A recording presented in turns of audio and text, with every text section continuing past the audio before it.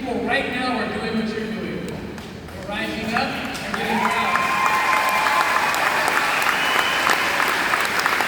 And I have the choice to go anywhere I want to go, in any of those 136 cities. And just like last year, and this year, and next year, I will always come to St. George.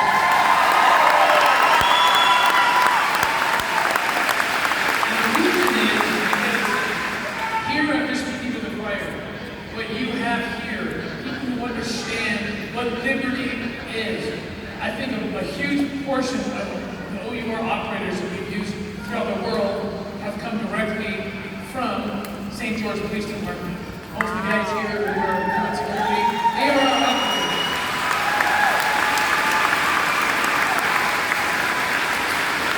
So why are we doing this?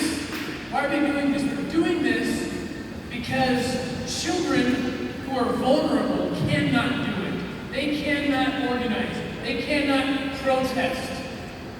During some of these COVID shutdowns throughout the world, there was these negative externalities that happened. Did you know that there were 1 million additional reports just in April of last year? And then they continued, 1 million in excess of the year before of child exploitation cases leading from online. Why? Because the infrastructure that protected children was shut down. And what it taught me, I'm not weighing in the COVID debate, I'm not a politician, but what it taught me was that the adults are making decisions on policy. They didn't listen to the kids, at least on the reaction to the COVID situation. They didn't listen to the kids. The kids didn't have a voice at the table, and they, unwittingly, it was unintentional, that they were forgotten. And they have been forgotten for decades and decades.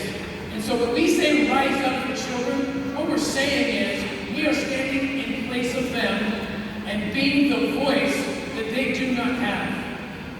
And so that's what you're doing, is you are sitting here for one of many, many, many millions of children who have no hope. We just got back from an operation in a certain country, and we're working as an active case. We found a trafficker who was selling children as young as 6 years old. I just had a VIP group to show the actual footage of this. Selling these children, showing them to us. And the scariest part was the fact that they had, in this place, the traffickers had an escort to protect them. That escort was literally a uniformed municipal police who showed up with lights, marked vehicles to provide protection. And that's what it did.